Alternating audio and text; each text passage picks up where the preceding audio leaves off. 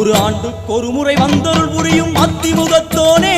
நீ மீண்டும் மீண்டும் எழுந்தருள்வாயே எங்கள் மனையினிலே ஒரு சிறு குறைகள் செய்திருந்தாலும் மன்னித்தருள்வாயே வந்தேன் இருந்தேன் சந்தோஷம் என அருள்மழை பொழிவாயே கணபதி ராஜா வந்தார்